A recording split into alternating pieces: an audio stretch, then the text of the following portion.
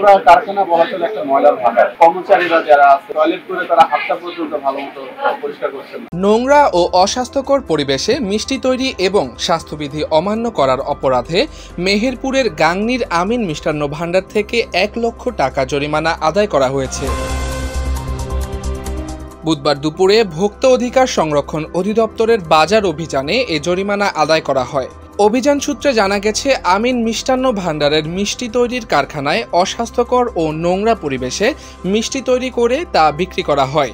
এছাড়াও কারখানার শ্রমিক ও মিষ্টি তৈরি শ্রমিকরা স্বাস্থ্যবিধি অমান্য করে মিষ্টি তৈরি করেন। ভোক্তা অধিকার আইনে হোটেল মালিককে দোষী সাব্যস্ত করে ১ লক্ষ টাকা জরিমানা আদায় করা হয়। অভিযান পরিচালনা করেন ভোক্তা অধিকার সংরক্ষণ অধিদপ্তরের মেহেরপুর চুয়াডাঙ্গা কার্যালয়ের সহকারী পরিচালক সজল আহমেদ। অভিযানে আরও উপস্থিত ছিলেন মেহেরপুর জেলা কৃষি বিপণন কর্মকর্তা আব্দুর রাজ্জাক, গাংনী উপজেলা স্বাস্থ্য কমপ্লেক্সের স্যানিটারি ইন্সপেক্টর মশিউর রহমান ও পুলিশের একটি দল। এখানে এসে আমরা যেটা পেয়েছি যে এই প্রতিষ্ঠানটির মিষ্টি যে কারখানাটা খুবই অস্বাস্থ্যকর এবং নোংরা, এবং পুরা কারখানা বলা চলে একটা ময়লার ভাটা। এখানে প্রত্যেকটা জায়গাতে নোংরা ছড়াই ছিটানো।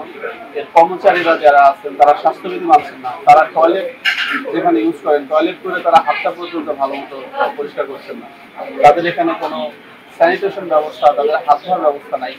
পুরা কারখানার মধ্যে আপনারা দেখবেন যে সিগারেটের প্যাকেট, সিগারেটের ফিল্টার এগুলো ছড়াই ছিটায় আছে, এবং মিষ্টি ড্রামগুলোর মধ্যে একটা ড্রামও তারা ঢেকে রাখে। সেই সাথে তারা যে পণ্যগুলো তৈরি করেছে সেগুলোর কোনো উৎপাদন মেয়াদ উত্তীর্ণের তারিখ, মূল্য, ওজন অর্থাৎ হচ্ছে মরকজাত বিধিটা তারা অমান্য করেছে।